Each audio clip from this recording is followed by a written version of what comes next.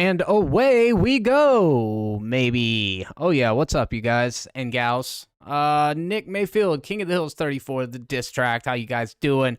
Thank you so much for coming by, Nick. I just now saw that you have a Twitch channel. I need to head over there and make sure I'm subscribed to it or following it or whatever the terminology is that I haven't quite nailed down yet. I went over to a friend's house yesterday and he kind of gave me a little bit of crash course on the interface there, so that was cool.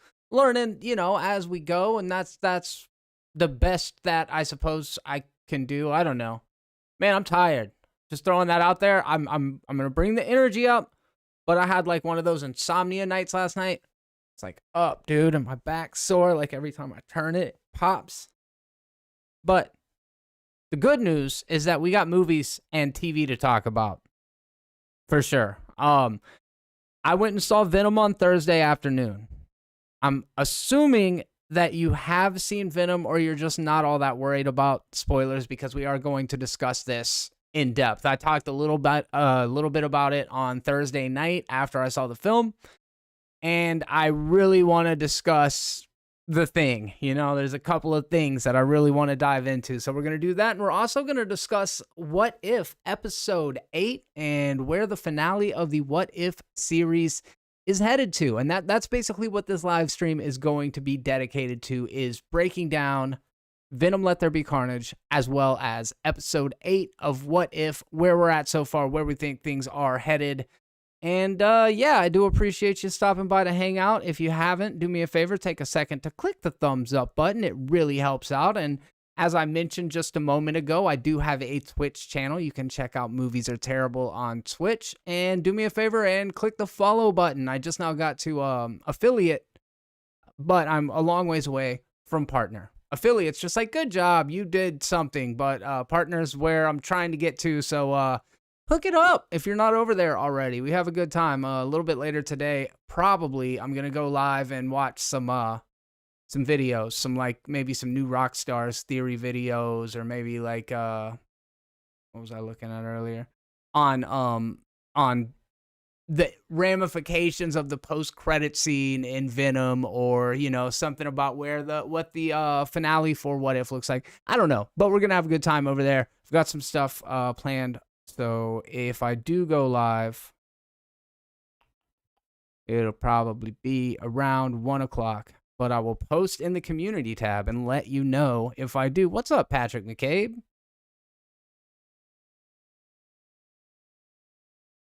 I'll talk What If first. Let's do that. Every week for the last almost every week for the last several weeks, I've been doing a breakdown for each episode of What If. And episode 7, while I loved it, I really did enjoy it. It didn't feel like it lended itself to that kind of conversation. In retrospect, there was plenty to talk about in it, but at the moment, I was just kind of like, I don't know how to dive into it. This is more of just kind of like a fun one-off episode.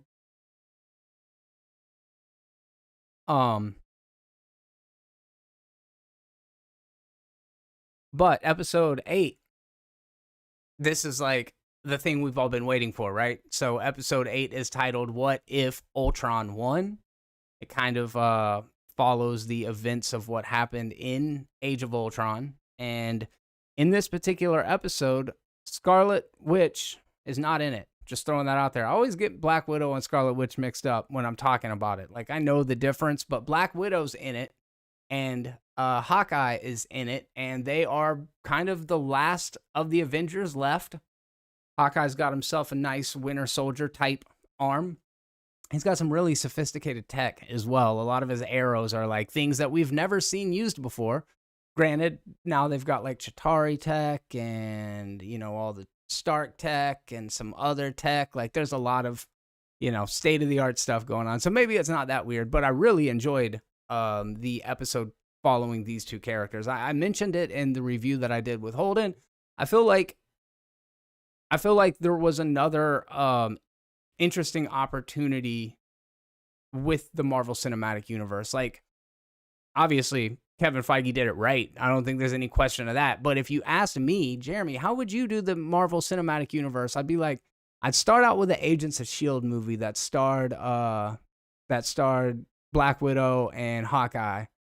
And as the franchise goes along, they're introduced to each of these different superhuman characters, and it kind of follows them through. And I think that would be a kind of cool and interesting way to do it. Like, these are the point of view characters because they're the most relatable. They're not superheroes or anything. So I thought that would have been cool, but I did like seeing them kind of take the lead in this. This version of Ultron is obviously decked out with the Infinity Stones, so he is much more powerful than any version of Ultron that we saw in the previous film, which I think a lot of comic book fans like, because Ultron in the comic books, especially like the Age of Ultron storyline, is a worthy adversary, somebody that maybe even could rival Thanos, according to some people. I don't really exactly know. Patrick Stewart, what's up, man? Thank you very much for the $2.99 super chat and the fist bump. Right back at you, dude. Yeah.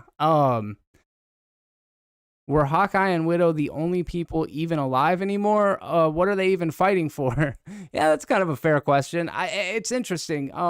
This episode got very, very big. Let me see if I have some notes for it here.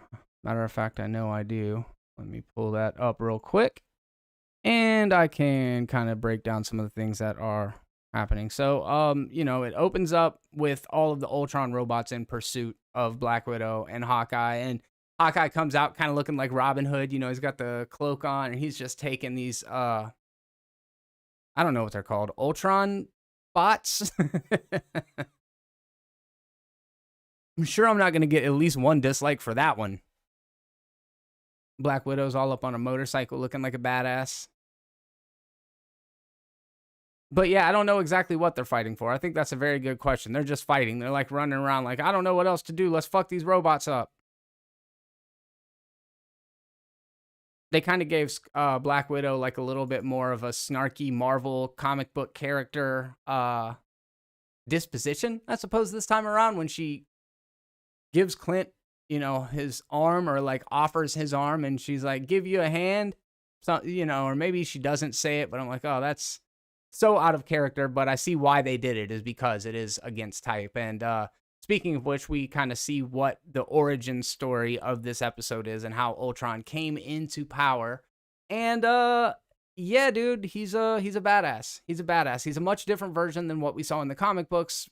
In addition to him having all of the Infinity Stones, he's also like a much more stoic version compared to what we got in the Age of Ultron movie, which I imagine is kind of a course correction for many fans, because I know that there was definite critiques about the fact that he was kind of just a meaner Iron Man. So I can appreciate that they changed directions with that character. I didn't particularly love Ultron in the movie, and this version is quite intimidating. But yes, we do see that Vision slays Tony. Then all of the bombs basically just get detonated everywhere. General Ross is watching it go down. So I guess Ultron wipes out the world because people are violent. So he's going to like wipe out the humanity. It's a flawed plan. I think we can all agree it's a flawed plan. So everything gets blown up. And then he's like, oh, wow, Thanos steps through a portal, and Vision just like bisects him, just splits him. And it was cool, And then Vision kind of like bonds with the suit. Guardians of the Galaxy just get destroyed. There's this very Star Wars-esque moment, and if I'm not mistaken, there's a Star Wars Easter egg in it that I did not catch. But essentially, Ultron just goes and wipes out every planet. And then Captain Marvel shows up. Maybe she showed up before, and she's like, dude, what are you doing? And they start fighting. And, Captain Marvel, she's overpowered. She's a badass. She should be able to, like, wreck most beings. And they have a very, like, Dragon Ball kind of miniature fight. But she ends up getting her ass whooped. But I have ended up really liking Captain Marvel as a result of the What If series. So that's a kind of cool thing that a little animated show can do for characters that I wasn't necessarily in love with. I actually liked her in Infinity War. It was just Captain Marvel. It just wasn't very good.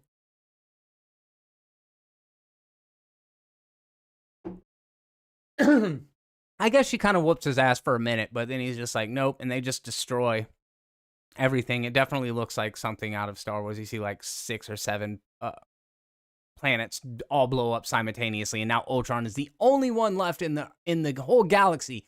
Or is he? Because Uatu's narrating, and all of a sudden Vision, Ultron becomes aware that there is this other presence. What is this thing? This thing has more power.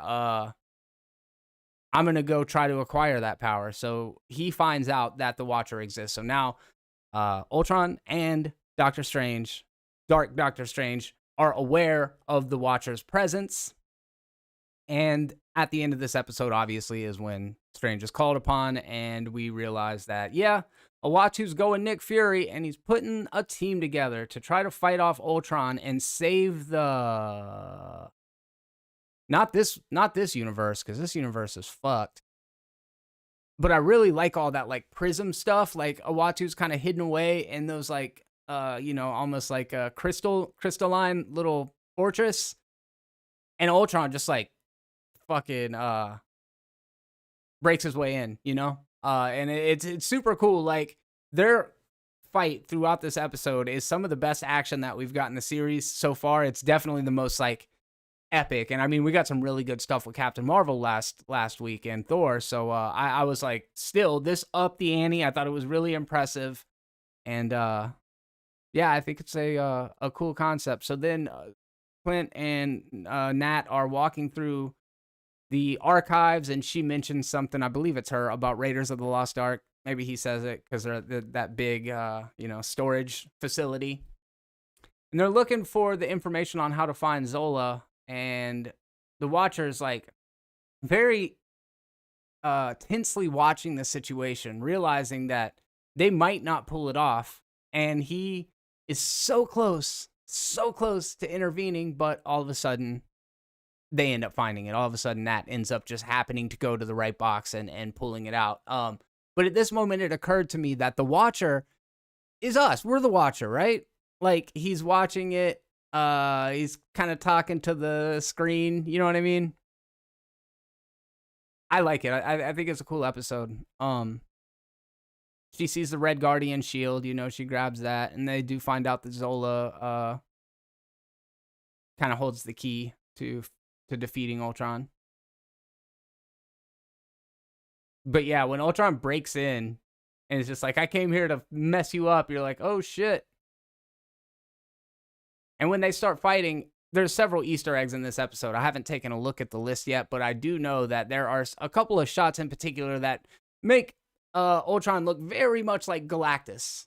I mean, when his helmet's up and the little things are out, that looks a lot like Galactus. I find it interesting that they're kind of meshing those two characters together in some way, especially if they have any intent on using Galactus in the future. But I was like, oh, it looks like Galactus. That's cool. Pretty neat shit, though.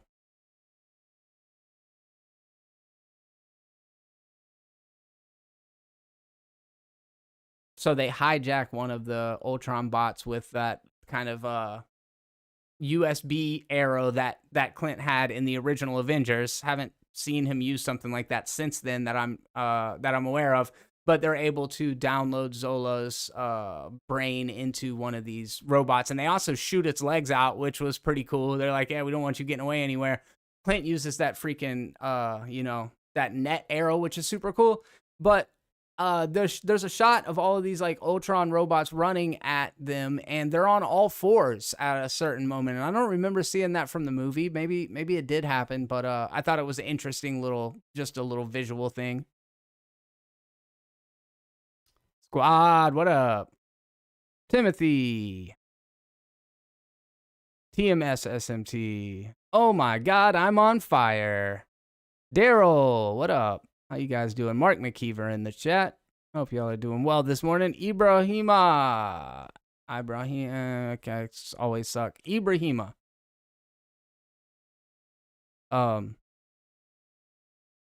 Yeah, so I ended up thinking this was a really cool episode. I think we all had a feeling that this was going to happen. There's this really great action scene where they're trying to escape out the top of that tower or whatever, and all of the robots are coming up from beneath. And what's essentially my favorite shot of the episode is when Clint dives down into the crowd of the Ultrons. Falls down. What exactly happens? He shoots that one arrow that basically just creates a gigantic force field that they're initially not able to get through, but they start pushing and breaking their way through, and then Clint's like, fuck it. I'm going to sacrifice myself. Matter of fact, Clint's arm is one of the Ultron robot's arms. Just now realized that, dude. That's cool. Just now realized that. Maybe I'm an idiot. Zola starts shooting their hands off, though, actually helping, but he's like, I can't. Here we go. They break out. He drops down in this really great slow motion shot that's reminiscent of the Valkyrie shots in Thor Ragnarok. There's this like almost divine illumination coming in from above as he falls down. Super slow motion, leaving almost like a tracer behind him. Super cool. Really enjoy that. Some of the visual stuff, I'm just like, yeah, that's really great.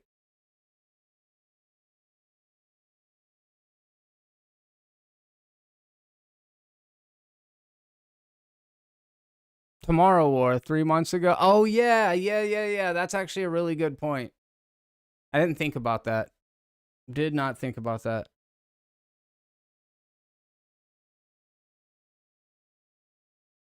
Look, dude, it would not have been near as dramatic if he didn't fall to his death. It's a thing. They're doing the opposite thing that they did in the other thing. I had to go down that way. But you are absolutely correct. That was a pretty bad call on Clint's part. Pretty bad call on Clint's part.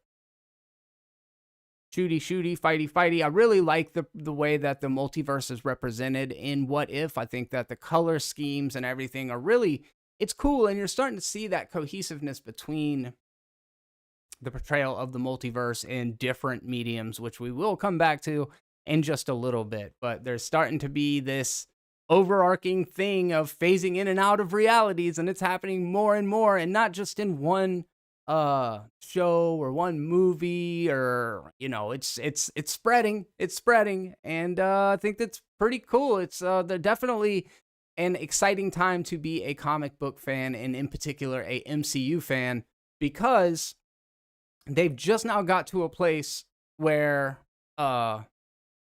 everything's on the table. You know what I mean?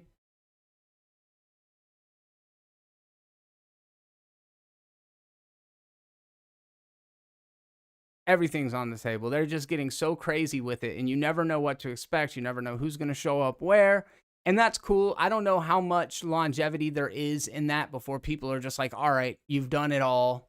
We've seen it all. But for right now, super cool. I like when Watcher like kind of goes Super Saiyan and gets the armor suit, and he starts freaking actually going blow for blow with Ultron. Never headbutt a robot. Never headbutt a robot. I posted a meme the other day of Cap trying to choke out a robot. Fighting a robot in the first place, fist fight with a robot, it's a dumb idea, dude. It's a dumb idea. You're going to punch it, and it's going to hurt your hand. It's the best thing that could happen in that scenario. You know what I mean? The absolute best thing that could happen is you end up breaking several of your knuckles, punching a completely stainless steel fucking thing. But they do it. They always do it, man. They punch robots in the face. And the robots never are like, ow, because they're robots, dude. Robots don't feel things. Well, we all know Vision feels love, right? Dude, he brings the hammer down, though, on Uatu and starts beating him through different realities, like different multiversal things. At one point, you see Steve Rogers is being sworn in as president. They end up in Wakanda. It's just like every blow is getting transported to another place, another time, another reality. And it's super epic. It's super epic. I really like the fight sequence here. And that's something that I also feel like is a big highlight of the episode. And then, yeah, so Uatu realizes, like, holy shit, if I don't stop this Ultron character has a insatiable lust for power and control, and we're going to have to do something to stop him. He's like, oh, man, this is bad. And Doctor Strange is like, I've been waiting for you to say that. I've been stuck in my little multiversal bubble for a while now, and this is better than that. This is better than that.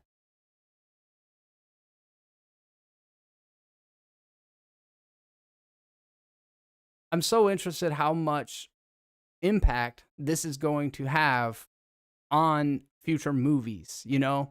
That's always been the question. How much is Falcon and Winter Soldier going to affect the movies? How much is Loki going to affect the movies? Now we're starting to see the crossover between Quantumania, Multiverse of Madness, Spider-Man Far From Home. Like, it's all starting to come into perspective where they're all dealing with the multiverse at this point, you know? You might break your hand, but you ain't Captain America. Ow. You guys ever get those, like, hangnails on the side of your nails? And you try to pull them and it goes the wrong way? Oof! Oof, man. Oof.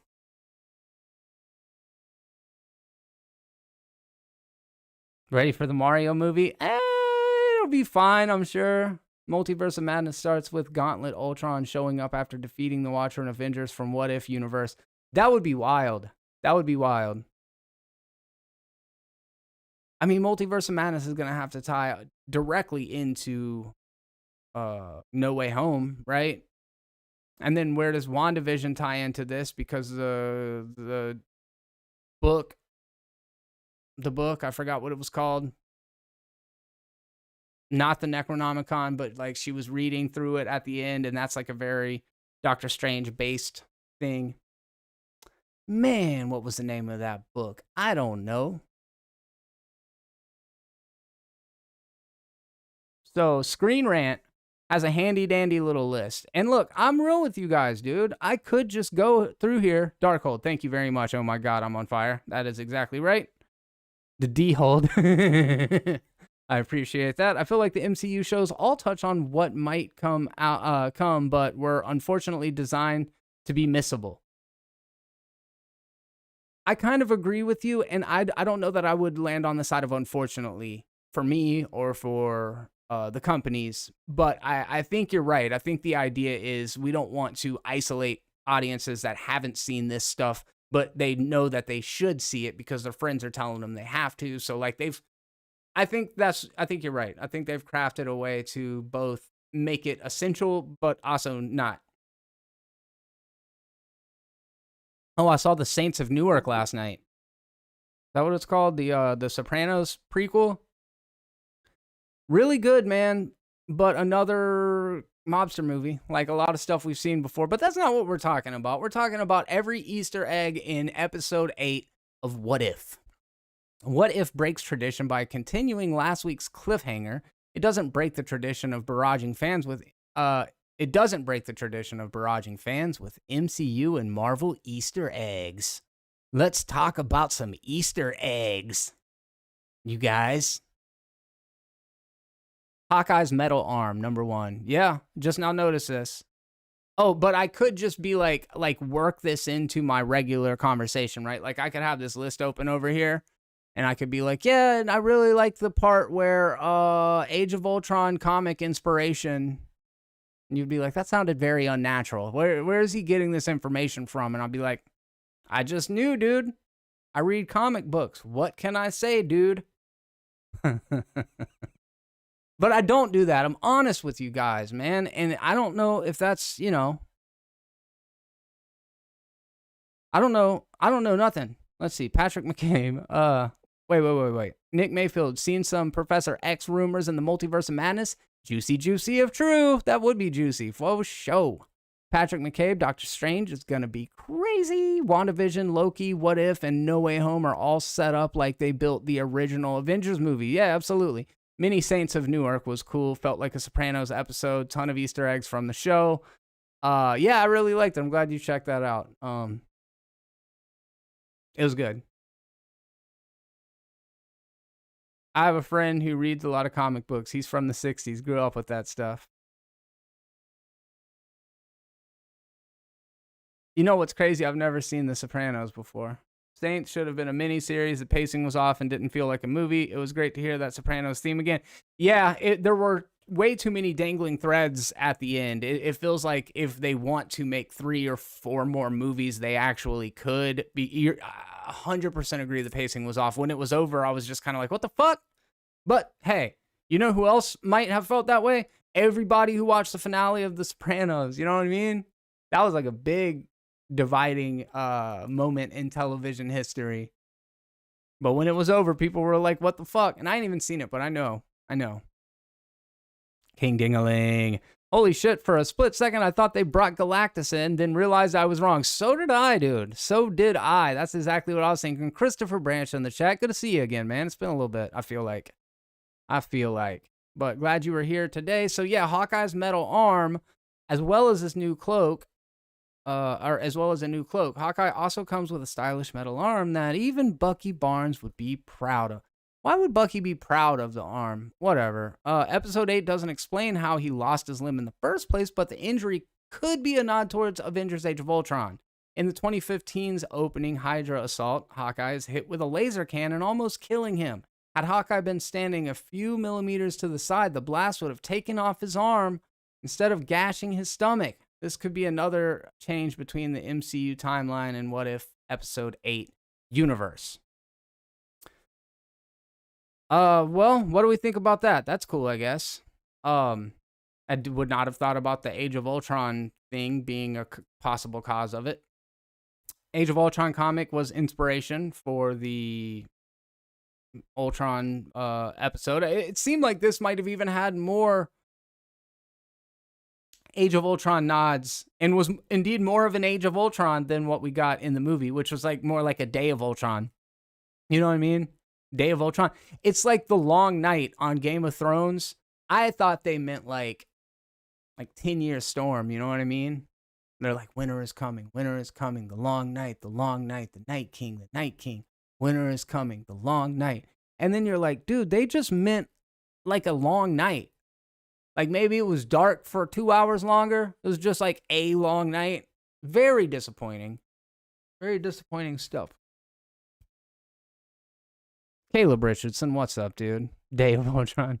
Wasn't there a comic where Hawkeye lost his arm? I just assumed the metal arm was a nod to that. There very well might be. What's up, Crashing Coyote? Do you think we'll see a symbiote in Thor 4? Ooh, that's interesting. We will come back to that. There are some people in here that at the moment have not seen this episode. Have not seen Venom. So we're going to talk about that on the back end. We're in about 6 minutes here, we are going to switch gears, but yeah, I agree that it kind of seems like a stretch that would be the reason why, but whatever, you know, that's the fun of conjecture.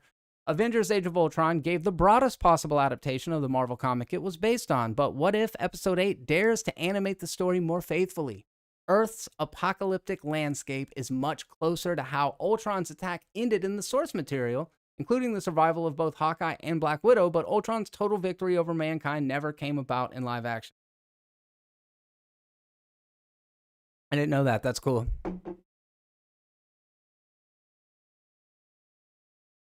Oh, I know. You're right, TMS SMT. I know. I'm being hyperbolic. I mean, all the summer children have never even experienced a winter before, so like when they do come, they tend to stick around, you know, like they said, up to like 10 years or something, probably even longer in history. But if you kill the Night King, I guess it's just never winter again. You kill the Night King and then it just stops snowing, but then I don't know, man. I'm confused. But we'll come back around that. We'll come back around to that sometime. You got it, Nick. But I will say you're fucking with fire, bro. Just even being on the internet. You're a brave soul. You're a brave soul. Loki's Scepter. The Watcher recounts exactly how things got so bad. Episode 8 plays back Tony Stark's creation of Ultron. The montage begins, and we see a brief glimpse of Loki's scepter being studied by the Avengers. The Mind Stone-powered weapon was seized along with Loki in the Avengers and later used to create both Vision and Ultron in the sequel. Is that an Easter egg? To say, oh, like, there's the thing that was in the movies, you know? Like, that's just a thing. It's okay if we never mention Game of Thrones again. I mentioned the Necro Sword because that's what Gore the God Butcher's weapon that he's able to use to kill the gods. It's the first symbiote and takes the shape of a sword. And I've seen a little bit of that. I've seen a little bit of that.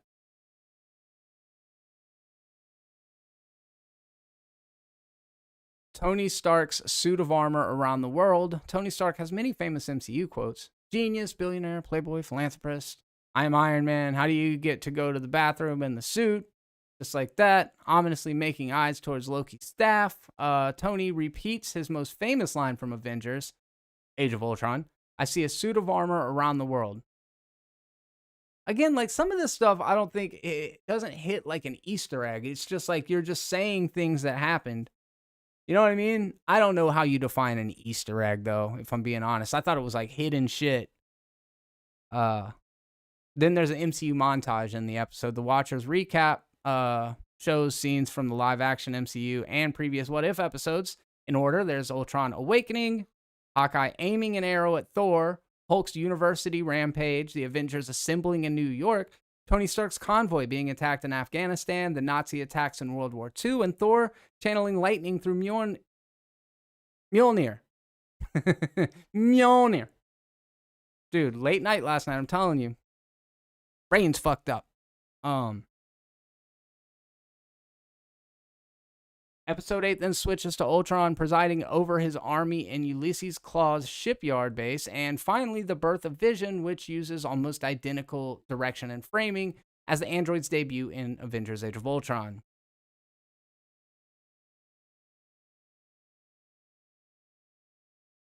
Yeah, I agree, Christopher. That I do agree with, and I'm sure that one's got to come up in here because that's exactly right.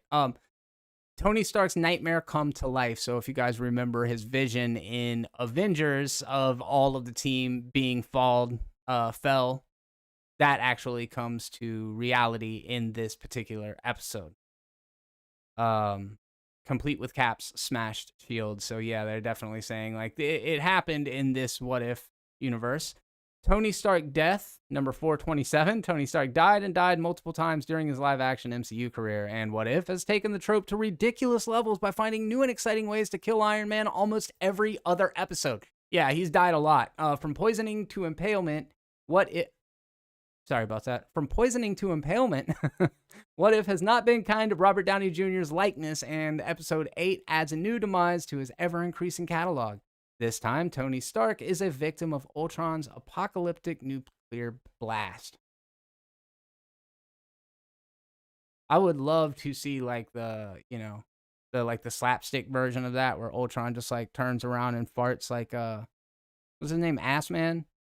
Howard Stern's character? Is it Fart Man? Anyways, what if he turned around and he fucking farted and it was like those propulsor things from Tony's hands, but it was like boots and just fucking melted Tony.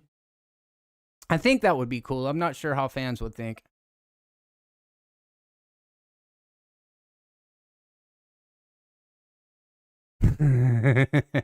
A cool Easter egg that references the fact that these were actually characters you may have forgotten from nearly every MCU movie in the last decade.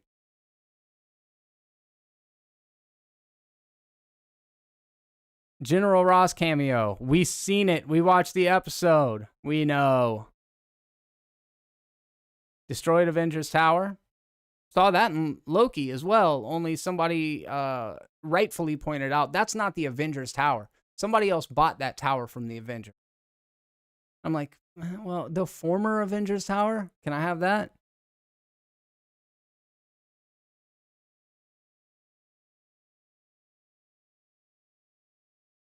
Oh, dude, Howard is the king. Howard Stern is the reason why we're all here. Everybody with a microphone in front of their stupid faces, sharing their terrible opinions with the world. Thanks, Howard Stern. You guys thank Howard Stern for that. No, for real, though. Thank Howard Stern for that. He's the shit. He's the shit. Lately, a little less so. But man, in his heyday, he was a wild boy. Thanos' arrival on Earth mirrors Infinity War. Seen it. Yeah, he steps through the little haze and Ultron's just like, nope. Just splits him right in half. Thanos is getting bitched in this series too, dude. Thanos is getting bitched in this entire series.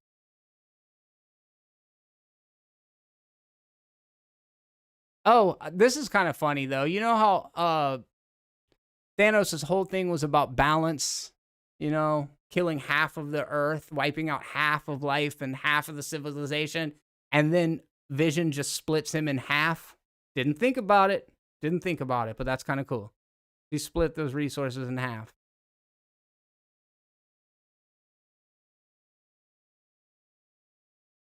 Ultron's cape. Taking custody of the remaining Infinity Stones, Ultron effortlessly builds his cybernetic army and wraps a suit of armor around himself. In a neat MCU Easter egg, however, an ascending Ultron also gives himself a purple cape similar to Vision's. This subtle moment nods to Avengers Age of Ultron when Vision noticed Thor's cape and decided it would look better on him. Also, the color purple is used to represent royalty, so as this is the age of Ultron, maybe Ultron is the king in this version, you know, the Infinity Stones being like gems and a crown, like the gauntlet instead of a crown. Thanos, the previous, like, you know, big dude is gone now, so maybe I'm reaching at this point. That's no moon. Ultron builds a big bouncy ball, like a big metal ball. A spacefaring battle station to carry his anti-flesh philosophy across the entire universe. The round structure, combined with Ultron's handheld laser cannon, is very reminiscent of the Death Star. This isn't the first time What If has paid homage to a galaxy far, far away, either. In Star-Lord's episode, T'Challa walks past a ship that closely resembles an X-Wing. I didn't catch that either. Man, I feel like I keep missing the good stuff. Peace in our time. Preparing to venture beyond Earth, Ultron promises peace in our time. The line is a mocking echo of Tony Stark's Avengers Age of Ultron. He used the same phrase when envisioning his pet android as the savior of Earth. What If's Guardians of the Galaxy 2 connection? Slaughtering his way across the galaxy, Ultron encounters a host of familiar planets, even involving himself in a famous event from MCU history. The destruction begins on Thor's planet Asgard before moving into the Sovereign, then later coincides with Guardians of the Galaxy Volume 2's opening sequence, where Quill's space outlaws were fighting the Obelisk monster. Interestingly, we see Gamora in action here, suggesting Thanos earned the Soul Stone via other means, or that was just another reality. Right? Yes, I am watching Star Wars Visions finally, and it's fucking dope, dude. Like, love it. Love it. Northern Crusaders, let's talk, and we're gonna get into Venom here in just a couple of moments. Korg is a gladiator, and Sakaar. These things just don't feel really like Easter eggs to me. Of course, we get Captain Marvel's Skynet gag. I was kind of jokingly saying, hey, are they talking about Age of Ultron? But Holden immediately was like, nah, Terminator, and he's absolutely right. I just, you know, Terminator 2 is like the greatest film of all time. But when did Captain Marvel fall to Earth? Because if I'm not mistaken, Terminator 2 is 1992.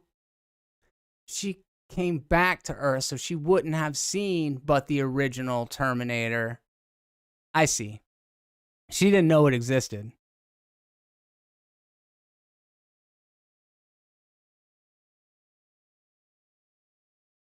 That was the same reality. It was before he started jumping realities. He destroyed his own universe before seeking others. But couldn't that have happened a million times in a million different multiverses with just any slight deviation of any one event at any time? She left in 89. Yeah, that makes sense. Thank you for that clarification. Carol versus Ultron copies, Carol versus Thanos, came back in 94. So after Terminator 2, she just hadn't seen it, obviously.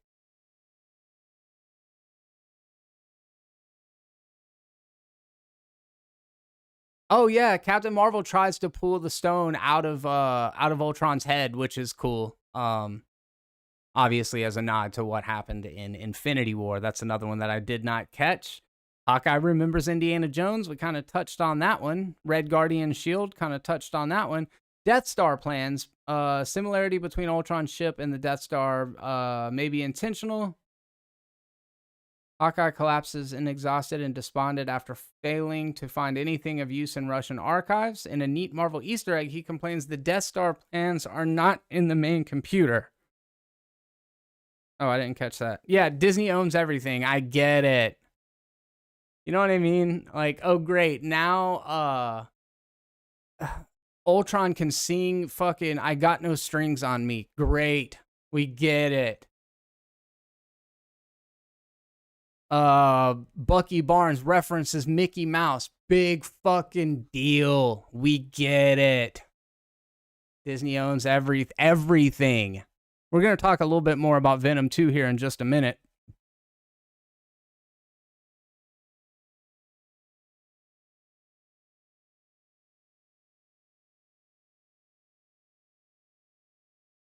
Ultron nods to Marvel Comics. Hawkeye's trademark shot where he's fallen and shoots it. The reverse of the in-game fall with Clint instead of Nat.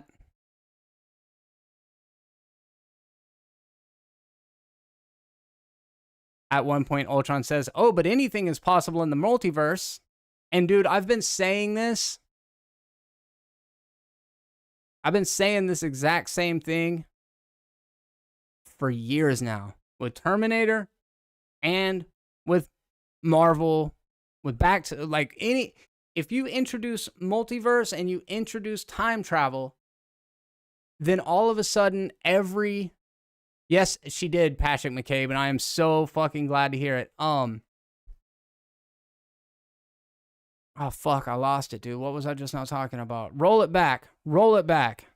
Anybody do that? No? Right. Let's see here. Maybe I can do it. Oh, yeah.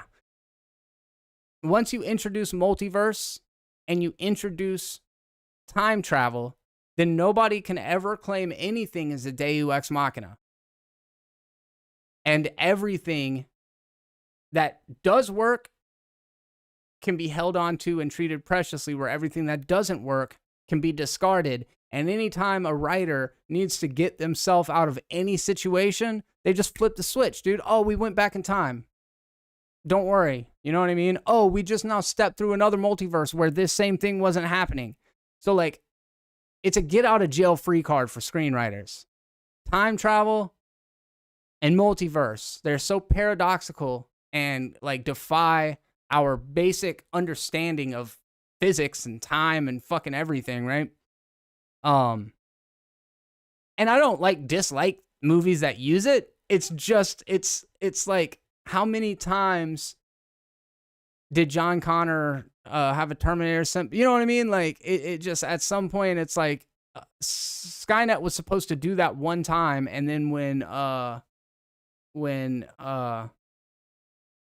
it was stopped from Sarah, the very first movie that was supposed to stop it, but then like, actually Terminator just came back again, and you can just keep doing that. But anyways, that's a whole other rant.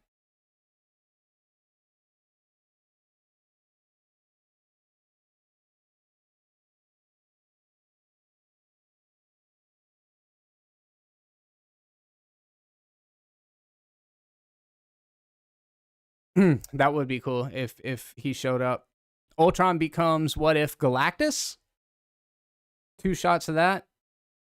President Steve Rogers, Wakanda and Skrulls. We saw all that stuff, man. We're on top of it. So overall, this was one of my favorite episodes. At first, I was able to fairly clearly put them in a ranking of some sense. But at this point, like, I can see why each and every one of them has a place, and it's very hard for me to say what my favorites were at this point. I really liked Party Thor. Like, the last episode, the one I didn't even talk about, that shit was like a good watch. That was fun. I really enjoyed it. Marvel Zombies was cool. The Doctor Strange one, probably my favorite.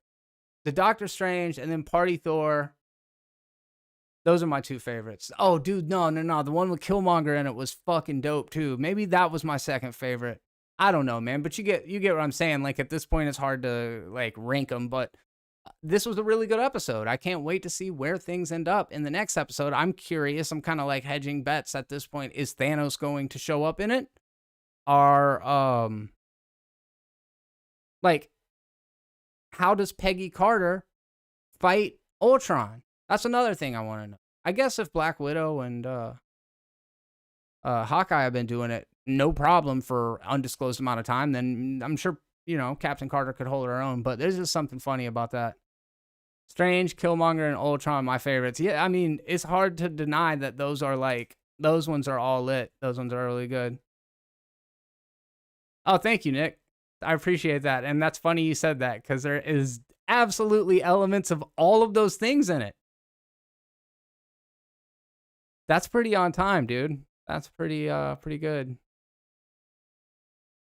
Highly rewatchable, says Mark. Yes, I could not agree more. I think this is just a really cool and fun series. And yes, if you guys aren't watching Star Wars Visions, I'm sure it was most of you that told me I needed to be watching it.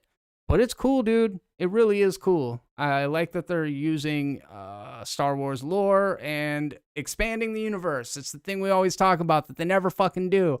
So I really like it. I like the different art styles. It's super great. I didn't love the Killmonger episode. Pieces of it felt more contrived than they should have.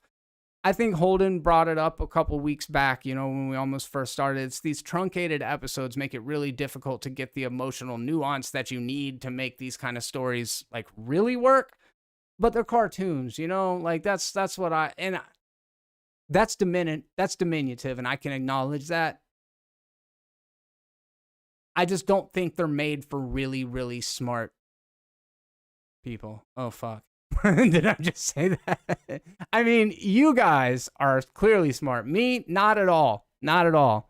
But I mean, I don't mean not smart people. I mean children, because they're fucking dumb. Can we all agree that kids are, I don't know shit, dude? It would help if the episodes were a little longer. Yeah, I agree. 5 episodes of Vision so far. I've only watched the first 3 of them. You guys let Daryl know if you think it's worth a watch. I definitely think it's worth a watch. In a 9-episode season, you're looking at 4.5 hours of watch time, which is about, not even 5 episodes of a regular television series. So I think it's a good investment of time. Kang showing up in season 1 What If finale as the new threat above Ultravision and Zombie Thanos would be an interesting cliffhanger. Yeah, it would, John. I actually like that idea and was wondering if they're going to bring back Zombie Thanos. But that would be wild. Oh, what's my favorite episode so far? Yeah, it's tough to say. I think the Doctor Strange episode and then the Killmonger episode. Yeah, I think the Doctor Strange, Killmonger, and then this one for today. Def worth it, and it's actually the highest rated MCU show on Rotten Tomatoes. That's interesting. Did not realize that. Makes sense.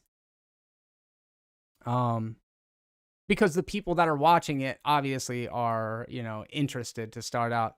Doctor Strange episode was just elite, man. Yes, it was, Razzle Squad. Yes, it was. That was that was our first little taste of how dark things could actually get, and I thought it was really cool. That one did kind of play with the idea of tragedy well, and the idea that the Ancient One was able to like split Doctor Strange into 2 different beings. It was cool. I like that one, and I like a lot of the artwork in that one too. That was probably like the most gothic episode of all of them. Pym killing the Avengers was also very good. That was a great episode. There haven't been too many not that good ones. I thought the first 2, in retrospect, seemed less good than the rest of the stuff, personally. But there's also a thing called recency bias, where the thing that you saw the most recently is the thing you're the most enthusiastic about. It's a thing.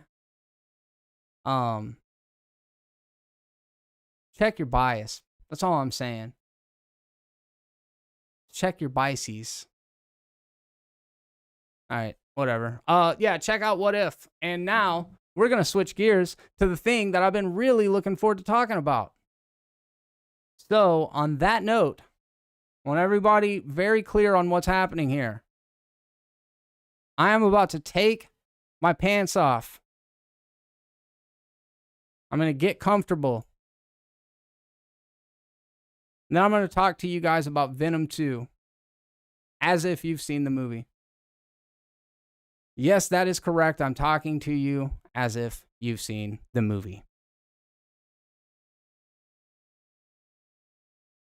In 3, 2, 1. Venom joined the fucking MCU, dude. What? That was crazy as fuck, man. The theater went nuts. I know that was wrong. I told you. I told you. Venom is in the MCU. I was reading, you know, like journalists, a lot of times they try not to spoil stuff, but I heard somebody that was just like, in their review, like, and the post-credit scene gives us an idea about the future of the movies. And I was like, oh, fuck, Spider-Man's going to show up in it. Like, you don't even have to know. And plus, Tom Holland had shot scenes for the original Venom. They were cut after production, but originally he was supposed to show up in that one. So it's not a huge surprise. Or is it?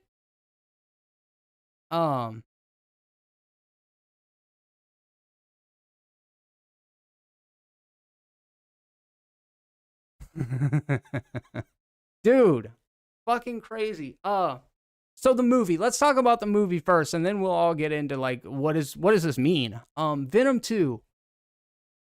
I'm not a huge fan of the original Venom movie. Like, I like it. I if you guys have watched other reviews, you've probably heard me say a couple of these things, but I thought it was fine. I thought they did Venom well. That's the one thing I said. Like, that looks like Venom.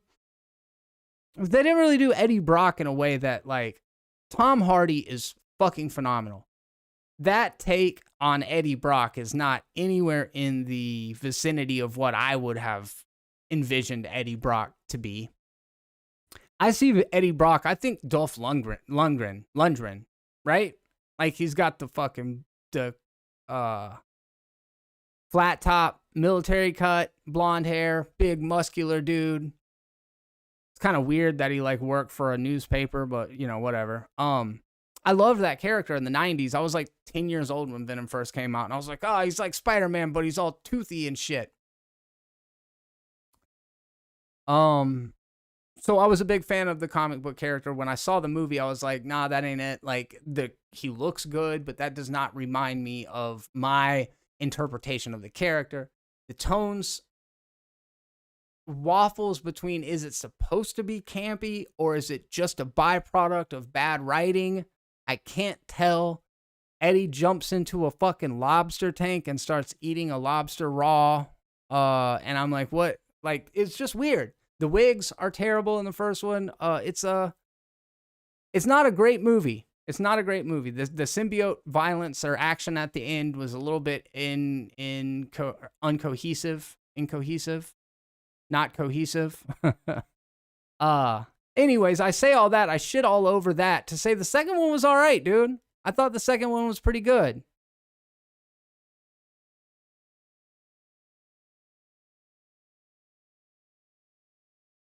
Yes, H-Mart. Could not agree more. Could not agree more about the easier to watch the Goop Goop fights this time. The choreography for the special effects was really good. I love the way they used Carnage and his power set. I love the way he looked. Like, he was a very menacing take on the symbiote. The humor hit a lot better to me this time. And obviously props to the screenwriters and the director and everybody. You know, Andy Serkis did a much better job this time than Wyatt.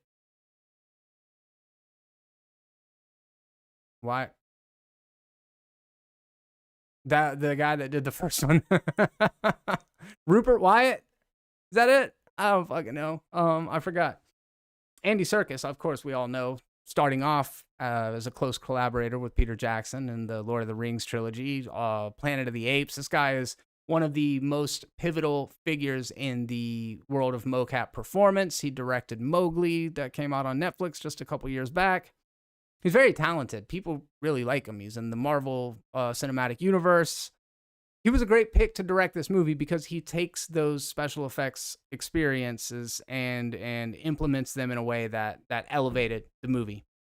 I told myself before I went and saw it, though, I was like, Jeremy, I think you were watching the first movie wrong. You were watching it wanting it to be a serious take on Lethal Protector or on Venom as a character, and because it wasn't what you wanted it to be, you didn't like it. If you watch it as camp and you enjoy the bad wigs, then maybe you'll enjoy the second movie. So I went in there to have a good time, and I did. It's fine. You know what I mean? Like, it's fucking fine. It's not great, but it worked out for me. I like the last set piece. I like some of the exposition given from Cletus, where there was like the red ink animated segment, you know, talking about when he was a child and falling in love with Francis. Francis, that name's coming up a lot lately, dude. We got Francis in episode 8 of What If, which made me think of Francis and Deadpool. And now we got Francis, but her name's actually Francis in the comics, and so is... There's just too many... The name Francis is coming up too many times, people. It can't be a coincidence. Connect the fucking dots, dude. The writing is on the wall. Francis, France. Other countries, fucking war. I don't know, dude. Connect the dots, you know what I mean? There's shit going on, people. Open your third eye. I'm like turning into one of those crazy fucking conspiracy radio guys.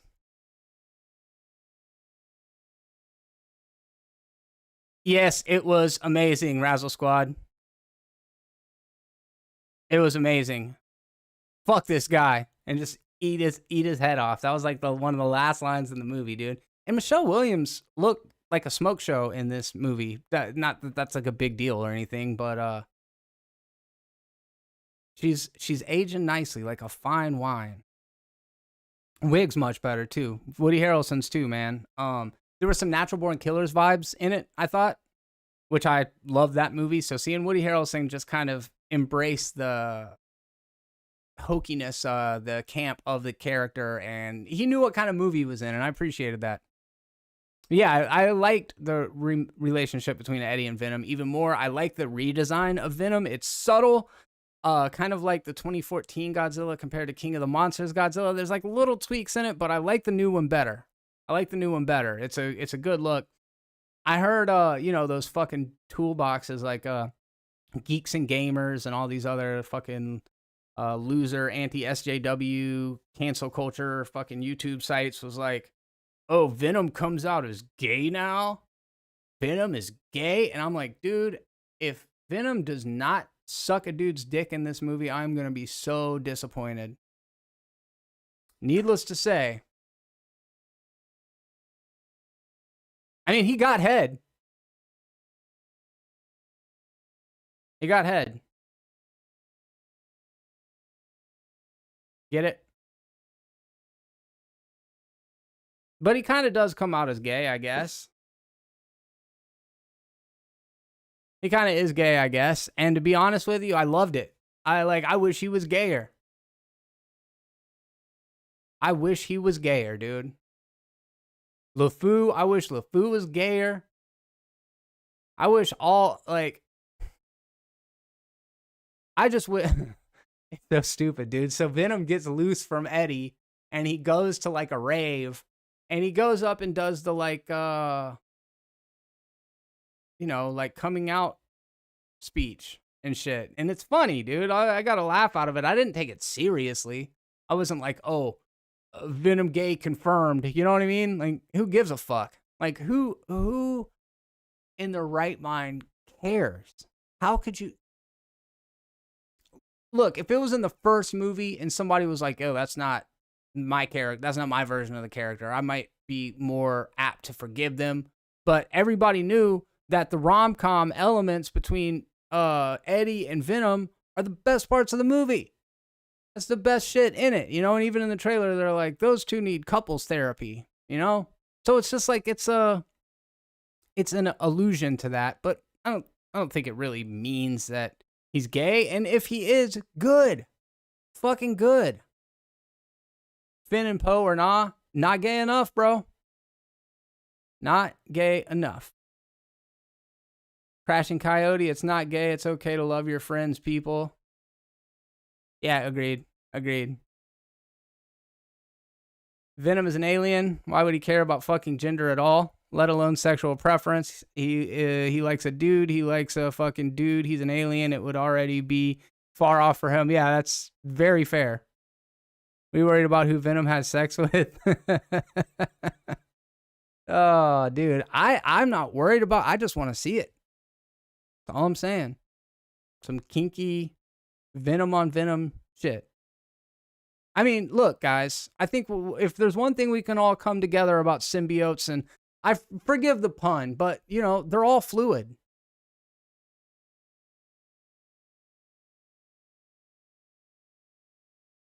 Yeah, they're all fluid. Get it? I'm workshopping it. We'll try that one again in a minute. They're all fluid. I need to like get a soundboard so I can pump in, boom, so that way you guys will know it's funny. Because I mean, dude, I'm giving away gold. Just giving away gold. Deadpool and Venom in the MCU sex scene confirms.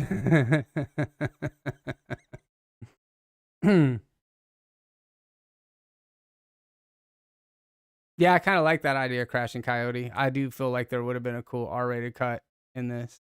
At least Venom's not white. Oh, sorry, Mark. Apologies, dude. You're right.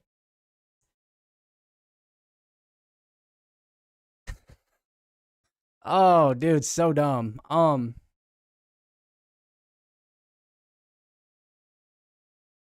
So like, why does Cassidy want to talk to Eddie? There's a couple things I'm just not clear on. Like, why did Cassidy want to talk to Eddie?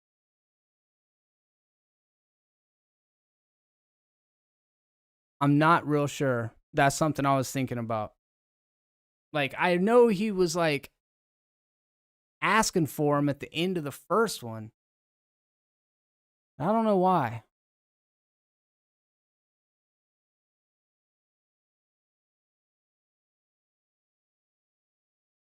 Yeah, Razzle Squad, about that. Okay, so that's my first question to move the plot. That was my first question. Why Eddie? I don't know. Next question. Why the fuck did that cop's eyes turn like White Walker blue at the end? What happened? What did I miss that the cop turned into some... What was that? Eddie wasn't even a good reporter at that point either, so it doesn't make sense why Carnage would fucking care. It's weird, dude. It's weird. That person who everyone thinks is a Lizard in No Way Home trailer might be Venom. It's the same build as Venom, but oh, dude. 1000%. I wasn't convinced that it was the Lizard in the trailer. It could have... Dude, you are so on point there. I almost... Yeah. I think you're right. When I first saw it, I was like, oh shit, that looks like Venom. Oh wait, Venom's not in the Sinister Six, and Sony and Marvel don't have that kind of thing. Yes, it is a fatal flaw that villains always want to tell their tragic stories.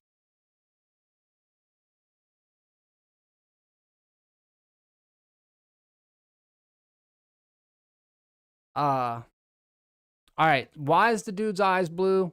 What happened? Anyone? I don't think anybody knows. Yes, thank you for mentioning the eyes. I'm confused always. Yeah, dude. Oh, wait. The cop Mulligan is Toxin from the comics, Carnage's offspring. What did he bite him? Did he get blood in his mouth? Is he supposed to become Toxin? I forgot the blue Venom. I didn't know there was Toxin. Is he from Lethal Protector / Maximum Carnage? I know Riot was one of them. And Shriek and Carnage and Venom.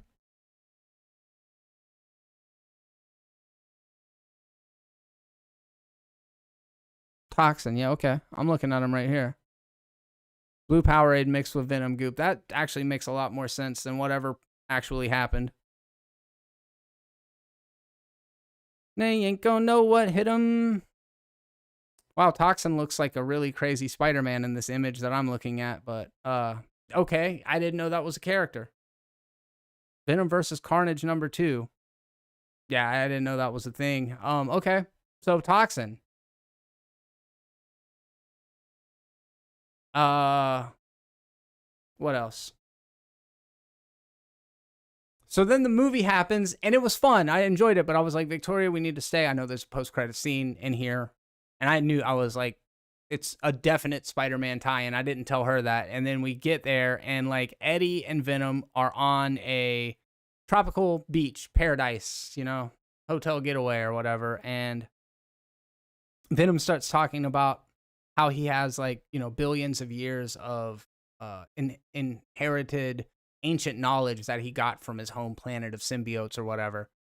And then boom, boom, boom, shit starts phasing, and you're like, oh, dude, immediately.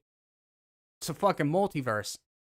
And then the TV comes on, and it's J. Jonah Jameson from the Holland movies, you know, doing his like Alex Jones thing. And the whole theater just lost it. I was like, bah. And then everybody started going crazy. I think nobody noticed. Like, they didn't know what was happening at the first moment. I'm like, dude, this is the thing, you know?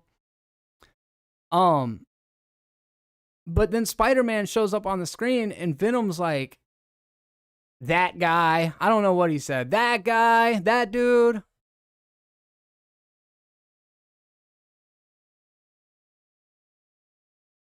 I'm not gonna lie, I was kind of confused why Eddie and Venom had to run, because wouldn't the cops know they're good guys? You can blame all of that on Carnage and Shriek.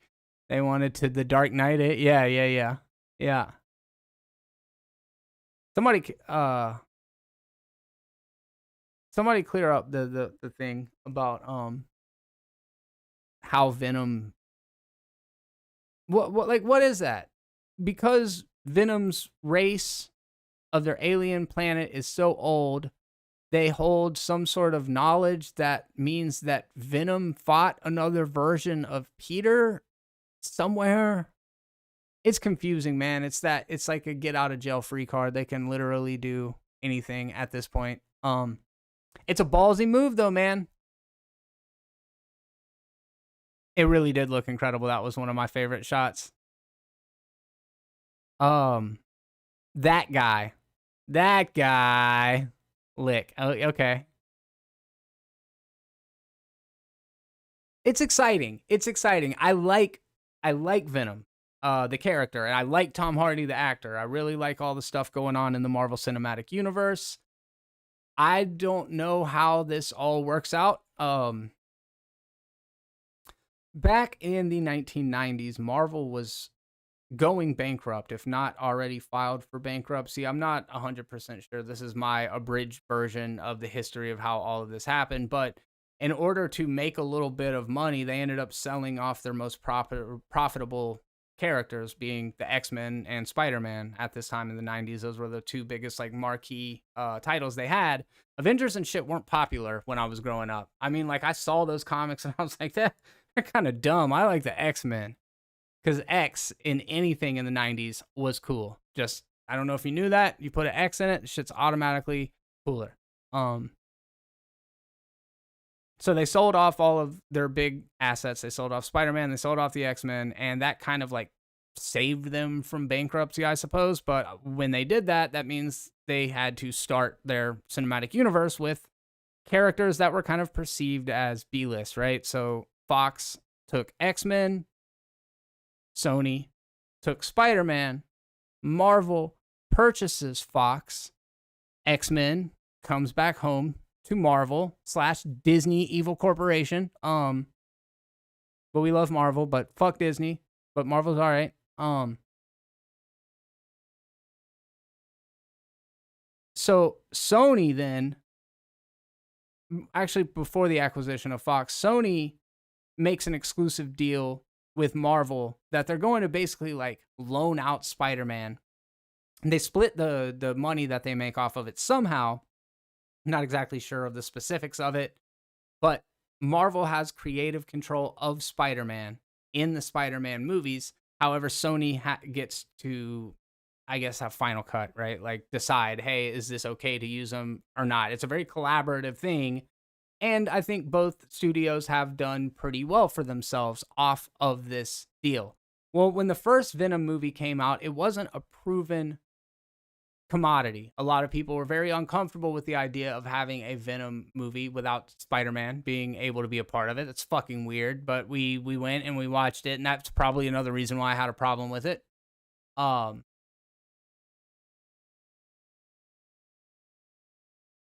Marvel didn't know what the critical reception was going to be, and they didn't know what the commercial viability was going to be. And when they saw it, they were like, wow, that did really good for itself. I mean, critically, if it were in the MCU, it would be like probably the lowest rated MCU movie. I'm pretty sure it's like a 46 or some shit, right? Like nobody really liked it. I mean, fans liked it. Critics didn't necessarily like it. Fucking idiot critics, dude. Oh, please, dude. I absolutely ask questions. Absolutely ask questions.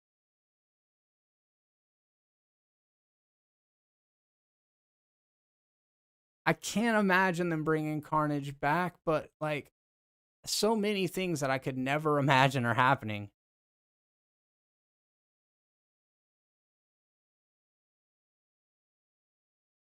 Oh, that's an interesting call too. Leave some of the symbiote behind and then become it. King Dingling, Feige hasn't really let us down, and in him I trust. Yeah, I get it. Mark McKeever, can we agree that Hollywood needs to retire the I'm just hanging around so-called joke? Yeah.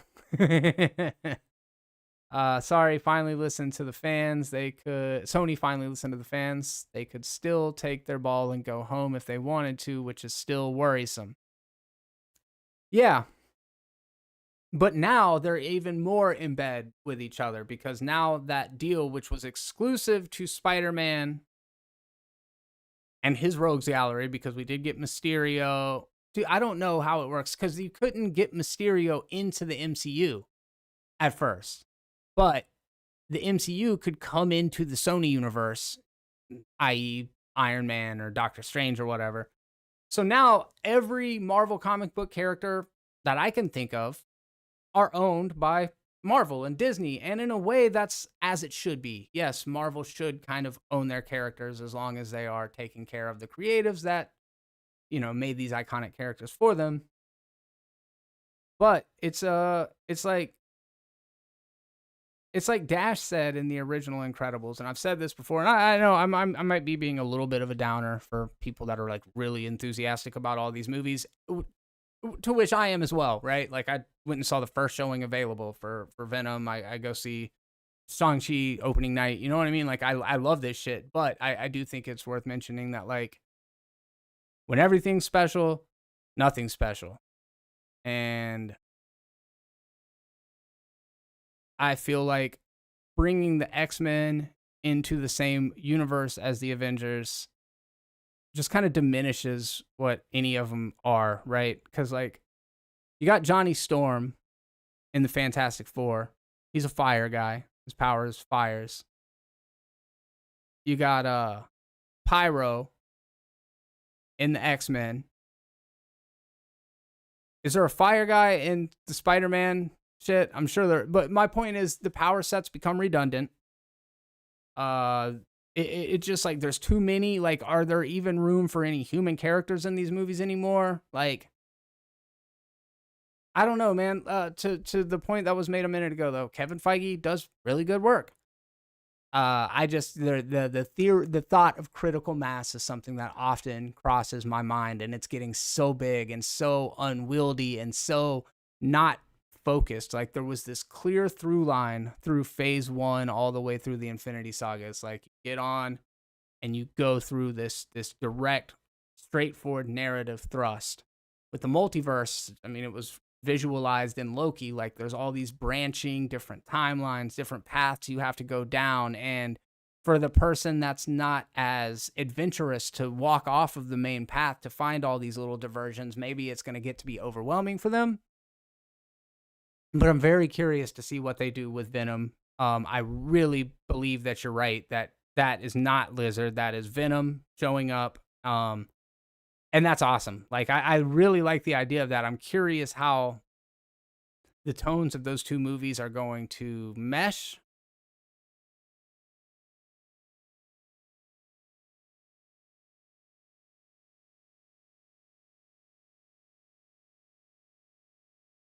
Correct. Razzle Squad, I agree with that. Cosmic 714, welcome to the conversation, dude. Appreciate you coming by.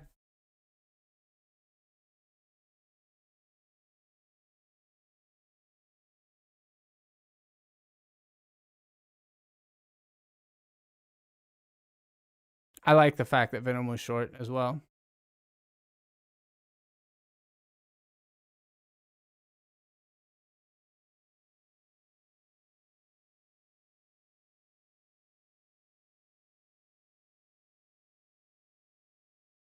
When you said I like how Venom was short, I was thinking, dude, he's like really tall. Oh, wait a second, different meaning of the word short there. My bad. But yeah, I'm curious. Like, is there gonna be a Venom 3 now? Does Morbius get involved in the MCU? Do Morbius and Blade end up fighting each other, teaming up with one another? I mean, when do the Justice League show up? Right? Like, they can literally do anything, and I think that's exciting. I think because of the fan fervor and because the fact that so many people have a reverence for these characters, that to be able to explore them in ways that are kind of unencumbered by continuity, I think that's a good thing. I think DC's kind of been learning that lesson as well. And when I say unencumbered by continuity, it's like, because what happens in this timeline doesn't have to fuck this timeline up. So if they bring in Venom to the next Spider-Man movie and everybody's like, hey, we like Venom on his own, but I could not stand seeing him in that last Spider-Man movie, they can just be like, oh, wormhole closed or whatever, multiverse booted him out the fucking back door or whatever, you know what I mean? And never have to worry about it again. Carnage was, I think, a very good rendition of that character, so bringing him back would not be the dumbest thing. I wonder if Woody Harrelson would be interested in coming back for multiple of those, but who knows? Zach Starkiller, what's up, dude? Is Craven gonna hunt Spider-Man? Or will he hunt Venom? Or Morbius? I loved my third Spider-Man movie. Every Tom Holland movie should have been a Craven the Last Hunt. Every one of them, dude. I wanted friendly neighborhood Spider-Man. I wanted him to do the little vigilante Spider-Man thing on his own fucking block before he ended up in outer space. Didn't work out for me that way. I wanted to see fucking Spider-Man figure out the great power, great responsibility thing without having a different daddy in every fucking movie, dude. Come on, Spidey. Is your daddy, is it, Iron Man, Happy Hogan, Nick Fury, Mysterio? This kid needs a strong fucking father figure. Any of you guys got time?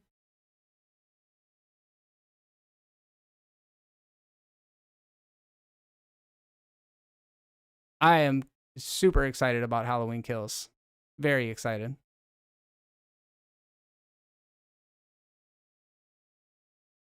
Yeah, I don't know how Shriek got her powers, and it's really interesting that her power happened to be the one thing that would be Carnage's weakness.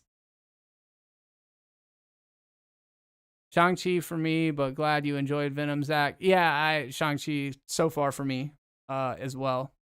I liked Black Widow. I did. There were moments in it that were not as good as other moments, but for the most part, I liked it. I liked the tone and shit for the beginning. It was like, to me, it just feels like Winter Soldier. Like, the first half of the first 2/3 of Winter Soldier are so badass. Like, what a fuck, that shit is like elevated. Great movie making, and then it turns into a, pretty formulaic kind of thing, and it's like it's the Marvel formula, and that's what happened in Black Widow. Starts off really good, and then you have to meet quotas, right, for certain people. Woody said he would love to return as Carnage in an interview about a week ago. Well, what do I know? Let's get the man back in it, because I really do think he's one of my favorites.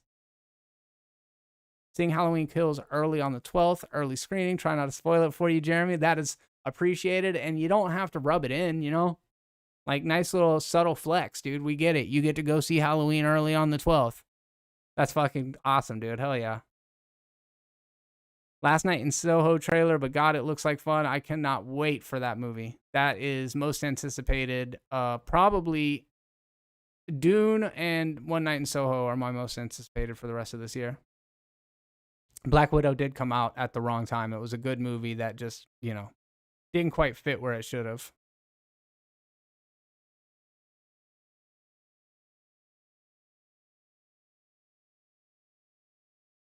So yeah, man. By the time it was all said and done, I just look at both the Venom movies as like fun, disposable entertainment. They remind me more of what comic book movies used to be in the early 2000s, right? Like the 2004 to 2006 era, maybe even the 2000 to 2005 era. Dune is ass? Nah, dude, don't say that. You just broke my heart. Don't say that. The Venom showing was 25% full with the family bringing their young child. Crying during the Halloween Kills trailer had me worried for the actual movie. I was wrong. You loved the movie. Woo! Damn it, man. Gosh. Fucking shit, dude. Dune.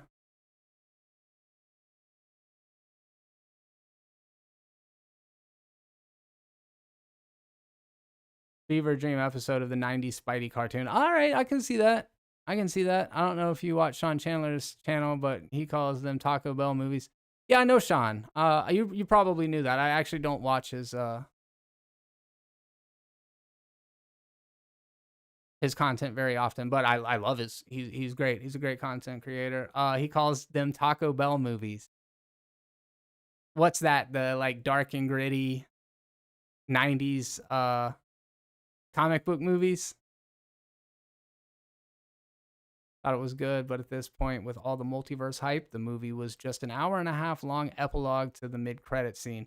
Yeah, I definitely and that's where I walked out and was like, just like if nothing else, you got to go for the post-credit scene. The post-credit scene is worth the price of admission, and is exactly what my little log line would be. It's long AF, and they still trying to split it into two movies. Man, Christopher Branch, I hope we are on opposite sides of the coin here. Did you like Blade Runner 2049?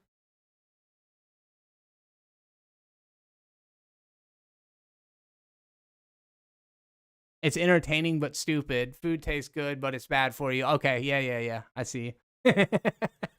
Mark. So like every movie.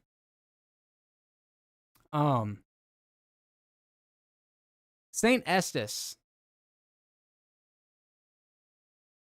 Home for Unwanted Children, which is different from Xavier's School for Gifted Children and Mrs. Peregrine's Home for Peculiar Children. This is a different place. Keep them straight.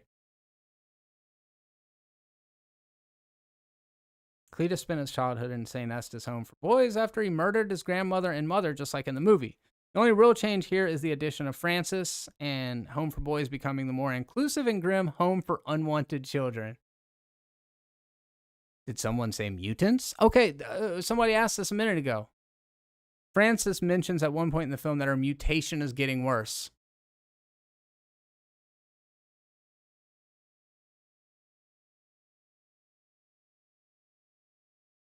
Who said it?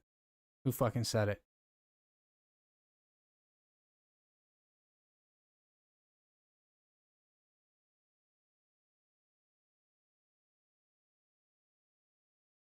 John Hasinger.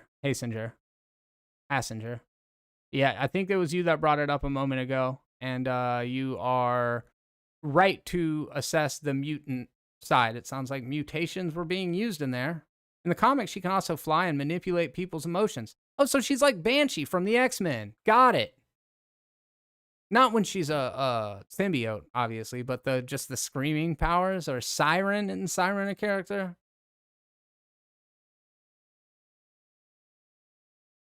Does it imply that mutants are now part of Sony's Venom continuity? No, I mean, you can't own the word mutation, right? Like, mutation is still allowed to be used anywhere.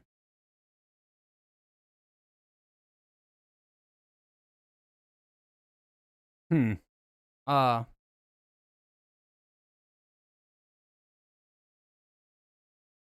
let's be real. The secondary villain of a sequel to a Sony-made movie is not going to be how Disney-owned Marvel Studios officially introduced some of their most popular characters to the main film continuity. Yeah, it's so interesting. Did they just cherry pick Venom out? You know,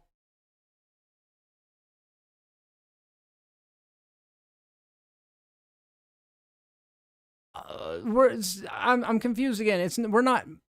Venom is not going into the Marvel Cinematic Universe. Venom is staying in the Sony Spider-Man universe where Marvel characters can come over for now. Right? I keep misinterpreting or interpreting that piece of information. But yeah, it just means that Venom can be in the Spider-Man movies. That's all.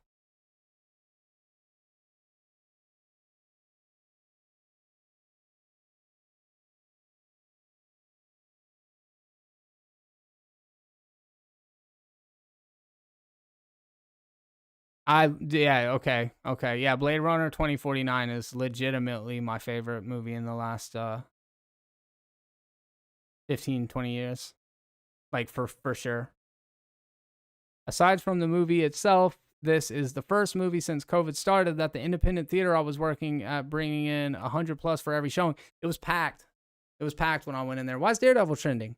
It was packed when I went in there. Oh, maybe because Matt Murdock's gonna maybe potentially show up in the new Spider-Man movie, especially on the heels of Venom. Yeah, it was packed. It was great to see a full theater. It was 4:00 in the afternoon as well.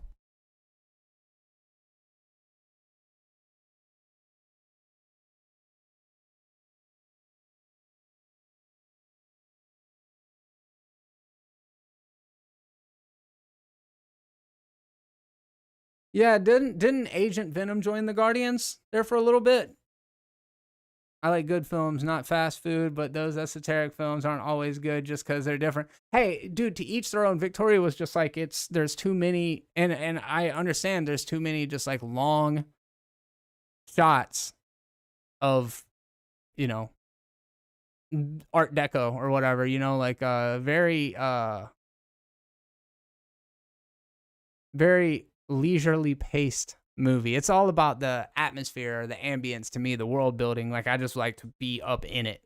But I definitely can understand if anybody said the pacing was too slow. I'm pretty sure you could get a hour and 45, hour and 50-minute cut of that movie that still had all the context in it, but I wouldn't have loved it as much. Flash Thompson Venom, yeah, joined the Guardians. I think I saw some art from that. Yeah, Daredevil did have some really good shit in it, and Defenders was not very good. I feel like the Netflix Marvel series, and I know a lot of people love them. I feel like they were all like half good and half bad. I feel like every single one of them was like, oh, the first half of the season was really fucking good, and then it was like, and I don't think that was the case with Daredevil season 1 and 3, but everything else, if I'm not mistaken. Mark McKeever, thank you, man. Appreciate you coming by. Always fun. Always fun. Daredevil season 3 was so good. It really was. It really was.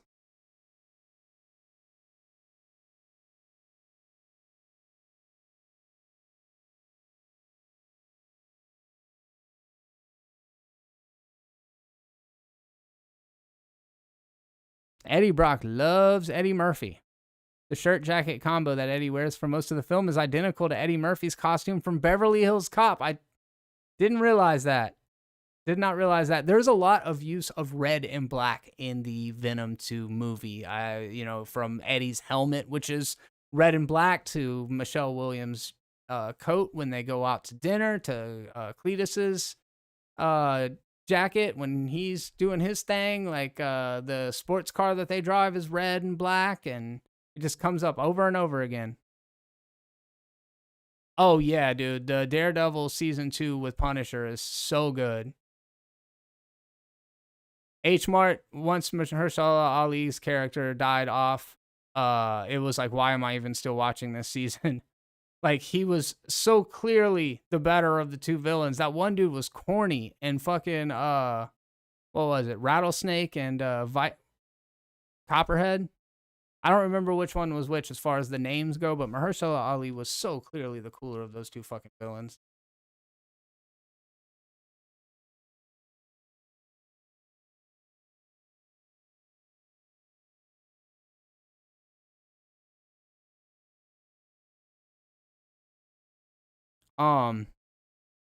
Detective Patrick Mulligan, the cop who wants to use Eddie to help coax clues from the imprisoned Cassidy about the locations of his victims' bodies, has comic origins too. He was in Venom vs. Carnage. He becomes Toxin. Okay, there we go. Heard it here from Vulture, folks. Diamondback, that's right. That's right.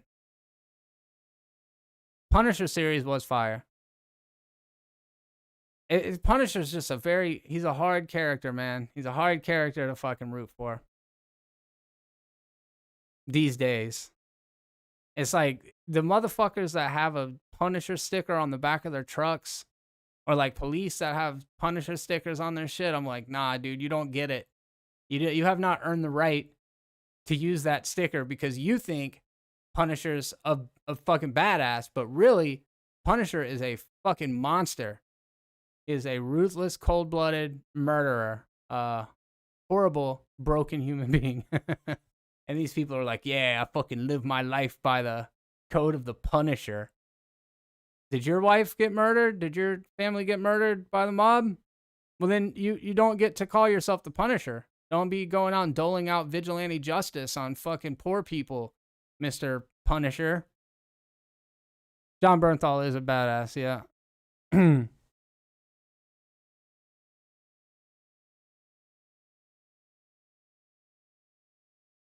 I always love Punisher though, for real. It's just like he's been co-opted by the worst fucking people in the world.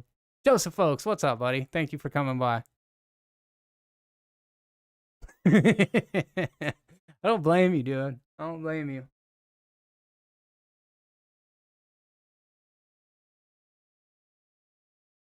The Daily Bugle, of course. Oh, there's a scene when they're in the bodega at Mrs. Chin's, and the symbiote remarks that, quote, responsibility is for the mediocre. Hard not to see that as a shot towards Spider-Man and Uncle Ben's famous proclamation, with great power comes great responsibility. Thanos Punisher.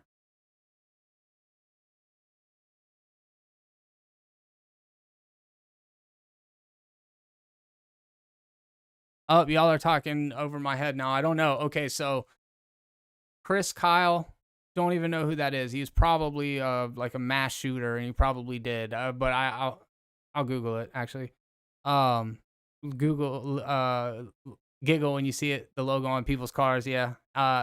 Thanos Punisher. I'm not familiar with that either. Detons. All right, hold up. Let me look who this is.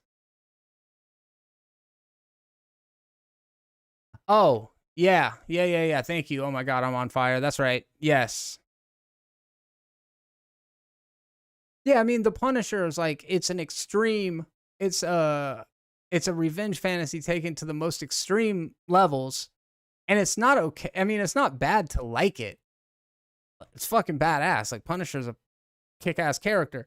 It's bad to co-opt it and like make it part of your identity. You know what I mean? Like, one thing is different than the other. Like, we can all like the Punisher show and not be racist, but if you have a Punisher sticker on your truck, your probability of being a racist goes up substantially. In my experience, my very limited anecdotal experience.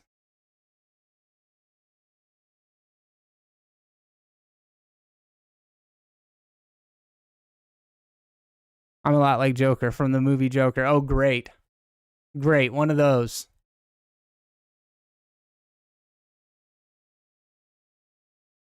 Punisher would have shot Thanos from the trees. Yeah. Half the people who have Punisher logos on their cars or shirts don't know the origin of the comic book character. Nah. Frank Castle is Doom Guy on Earth, or is Doom Guy Frank Castle in hell? Ah, I like that. It goes up 1,000%. Like racists who say they're like X-Men. Like, you don't get the point. Oh, yeah, dude. Yeah, dude. Yes. They're the people who are the most insufferable, and obviously you guys are cool. Y'all are here. No hard feelings. Oh yeah, I remember the Dolph Lundgren Punisher. It was definitely a classic. When people say, stop shoving your politics down my throat, I'm so sick of Star Wars being political. Like, you know that the Empire is kind of based on the Nazi Party, right? Like, you can see the helmets and shit. Like, yeah, rebellions, empires, yeah, kind of political. Dude, leave politics out of my Captain America. Captain America's a soldier. He was created as a tool for propaganda back when the comic books were created in the first place, and there's a big joke about that in the first movie. Keep politics out of my movies. Keep politics out of my X-Men movies. Well, you know that the X-Men were kind of conceived as a civil rights allegory by Stan Lee back in the 1960s. Yeah, but like SJWs. Shut the fuck up, man. Shut the fuck up. This is a straw man argument. This is a straw man argument. I'm arguing with a person that does not exist.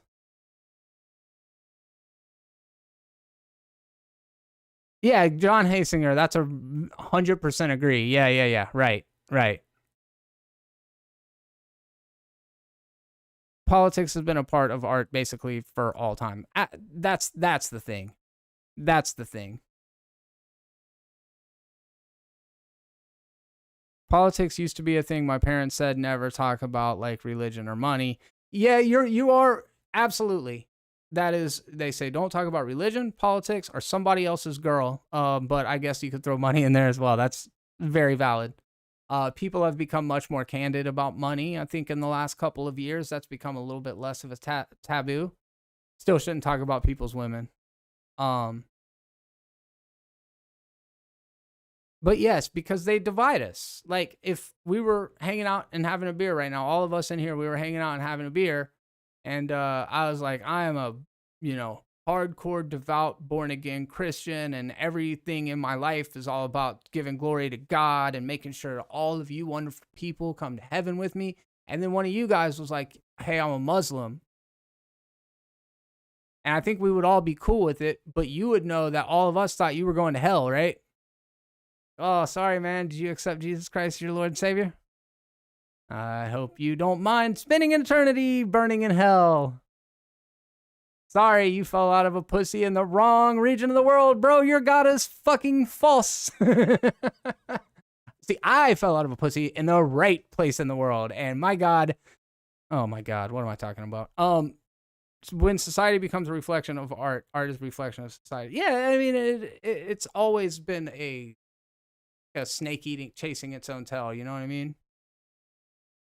I think that people should be bold enough to use their voice, their, whatever they believe they should use their voices for.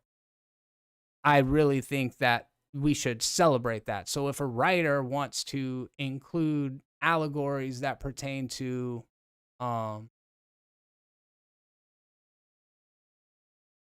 you know, like pertain to any sort of social issues, any sort of political stuff going on in the world, that's awesome. Now, I do understand on the other side of that. I will bend a little bit and say, like, look, if I'm a screenwriter and I give you my screenplay and you go through it and you're like, hey, this is really great, but there's no representation for blind little people in here, so I'm gonna need you to like turn one of these characters into a blind little person. I would be like, I don't know anything about that. I don't think I'm qualified for it, but if you guys just think that, you know, me adding token characters in it is the best way to tell a story, then I don't know what to tell you. And I think that happens a bit. But like, we're trying. We're all trying. We're all striving for progress. We all want things to be equal. We all want things to be fair and representation to be representative of the world that we live in. At first, it's going to be awkward to get there because most screenwriters are white. The industry is, you know, it's a very specific group of people that are drawn to that world. And I think there's absolutely a reason to have more voices bringing stories to the table instead of like trying to reverse configure shit to work, because it does get a little awkward. But that said, we still have to do that too, because we should. No God for Jeremy. No God for Jeremy.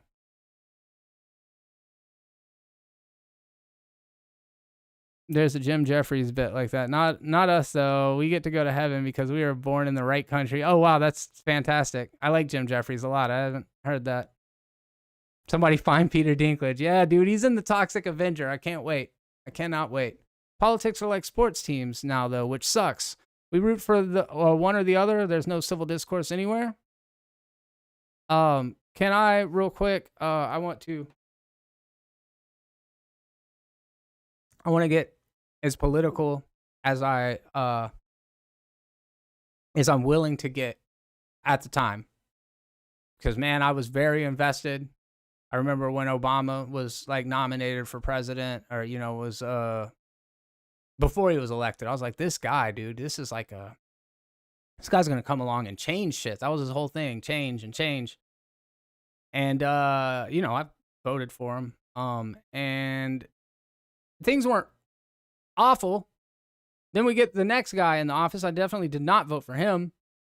And the whole time, like when Obama's in office, everybody's like on the right hand side, on the right, fucking Obama sucks, and everybody on the left's like, everything Obama does is amazing. Trump gets in office, fucking Trump sucks, and then everybody on the right's like, everything Trump does is amazing. You get Biden in office, Biden sucks. Oh no, everything Biden does is great. I say all that to say, fuck all these politicians, man. You know what kind of a fucking sociopath, like a narcissist, you have to be to think that you are qualified to run the world? What the fuck? Why are they all 700 years old? Why is every politician that we vote for 700 years old? I don't understand it, man. I don't understand it. But I look at it like Nancy Pelosi. People prop her up. Oh, yeah. She cares about whatever. And it's like, no, she's a crook. They're all fucking crooks. Nobody's ever got into things for altruistic reasons. In that line of work, they're all bought and paid for. They might even start off with like altruistic, like, man, I'm gonna get in there and I'm gonna change shit for the better. And then they get in there and they're like, oh, the system's fucked, and the only real way to benefit is to play ball instead of trying to be an idealist. And when you try to be an idealist, well, let's ask Martin Luther King Jr. and JFK what happens to those that try to speak actual truth to power. Doesn't usually go well for the people that actually do want to see like positive change in the world. But anyways, that's my high horse there. My God is Willem Dafoe's Jesus in Last Temptation of Christ. I choose to have Kratos from God of War as my God.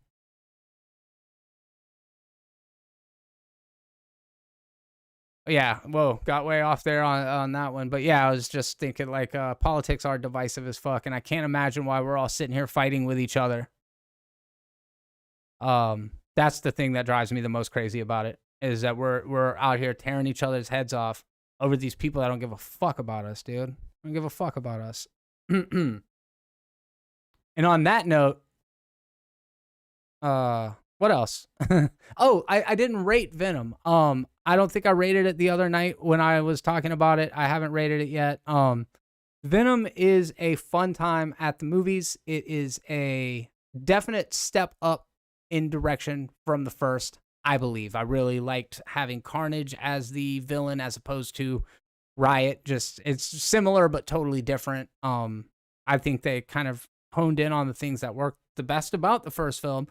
That said, it's not a great movie. It's very just like passable in every sense of the word, and I know it's not like glowing praise, but it's also like it's not a bad movie. It's competently made. I had fun with it. I'm giving it a 2.5 out of 5. So yeah, right down the middle. Thank you guys very much for stopping by. I really do appreciate it. It's always a pleasure to hang out and talk movies with you guys. Thank you very much. If you enjoyed this video and you are not already following me over on Twitch, you can head over there, click the follow button, and get all sorts of other content similar, even a little bit of more interactive stuff going on over there where we watch videos and theorize a little bit deeper, and I do some gaming and stuff, so check out Movies Are Terrible on Twitch. Yeah, thank you very much for stopping by. I'm Jeremy, and until the next time, be terrible.